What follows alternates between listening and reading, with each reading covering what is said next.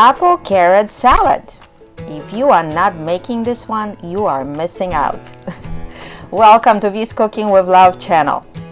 We are cooking delicious salad with just a handful of ingredients. So let's cook. When you don't have a lettuce and need to make a salad, this is it. I've done it so many times. It can become your lunch and you can serve it with so many different dishes. And they are very, very simple ingredients too. We'll start with washing the carrots, and you want to peel them, but I use only a knife instead of peeling them with the potato peeler. I just think that it takes so much carrot off, you're going to end up losing a quarter of a carrot. I remember growing up on the farm, going into my garden, pulling the carrot out from fresh dirt, cleaning it on some wet grass, if it was wet, and eating them just like that, and they were so delicious. You don't want to also cut off the top of the carrot. When you're shredding, you will have something to hang on to. You just want to cut off maybe just the end of the carrot a little bit, that way it will have a better starting point.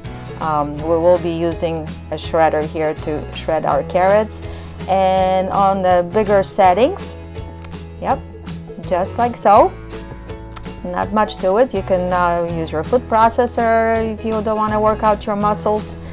But carrots is such a healthy option in our meal. I don't think we are eating enough of those, and especially when you don't want to cook them and you come up with a recipe that includes stuff that they are not cooked. So yeah, just get it as far as you can without hurting yourself. And here we have our carrots. And we will also need a couple of apples. It is up to you if you want to peel them or not. Personally, I just like to use them not peeled, because the peels, it's where all your vitamins are hiding there too. But whichever way you would rather have it. And apples, I also don't use the grinder for it, because they will release too much liquid that I don't think it's good in this, and I just prefer to just chop them like so, slicing them one direction and then turning around and cutting some squares basically. And you can do it just like that, or if you're not comfortable doing it the way I'm doing here, yes, you can cut off a piece, slice it on half, and do the same pattern one way and another to create little squares like so.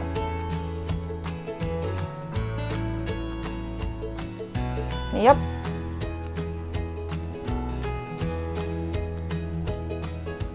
And actually, when you are using apple that has skin, I think it adds a little bit of color to the salad by itself too. You can use different apples, whatever you have on hand.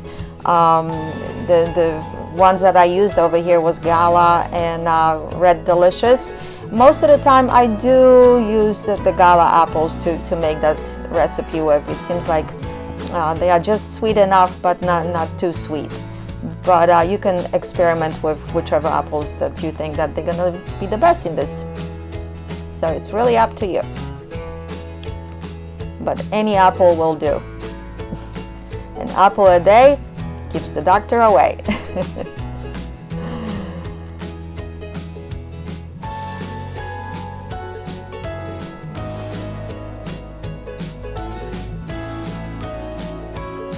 Yep.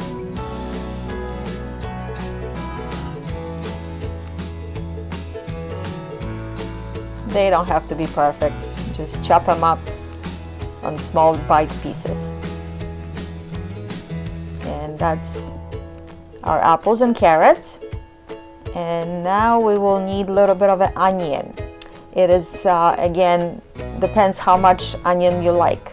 You can use maybe Vidalia onion because they are a little bit sweeter. If you don't like the strong taste of onion, you can use even scallions, the green onions, because it's really up to your taste. I used white onion here. I like the flavor of the onion of it in the salad. So you play around and figure out which one will be the best. If you wanted to, You can maybe even completely skip it. But personally, if you can eat onions, they are good for you too. You want to add some onion, and you can always add more. So start with less, and you can always add to it. Our next ingredient is either sour cream or yogurt. I used half of each, a total of about a half a cup. Again, you don't want to overdo it because you can always add more. Keep it in mind, yogurt will have a more of a watery consistency. I mean, you can strain the yogurt a little bit, but try to take out all the good stuff from it. And you can use sour cream, which is a little bit thicker. So play around again, and those will be easy to be adjusted if it needs be. Just a little bit of salt. I use very little salt, a little bit more pepper, maybe half a teaspoon or a teaspoon, depends on how much pepper you will like here. Again, if you need more, it's easier to add it. You can't take it out. So it's better to add it than not have it option to take it out anymore. And then this is the best part, spicy brown mustard. This recipe is normally made with sugars and lemons, and this, I think, is taking this to a different taste out there. And if you wanted to, you can mix this in a separate dish, but why to dirty another one? I just always mix it a little bit on the top, just like so. So first the yogurt and the sour cream, whichever one you are using, they mix in a little bit with all the spices.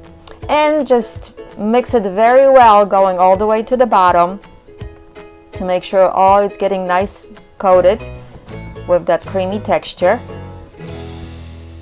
And it is very easy to make it. You can have fun with your kids to help you make this. And it is very healthy as well and very filling. Like I said, I've done this just for lunch by itself, and it was a lot. Normally I just do one apple and one carrot if I only make it for myself for lunch. So play with those ingredients as well. And yep, here it is. It is nice and tangy, and it's sweet, full of goodies, healthy, good for whole family. You can serve it with fish, you can serve it with pork and chicken. It goes very well with many, many dishes. You will find that yourself. And like I said, if you are not making this, you are really missing out. Between the yogurt being healthy, I think the half and half of it's the best combination. But you play around with the ingredients and let me know what do you think about it. So again, enjoy it. Thank you for watching. Have a wonderful day.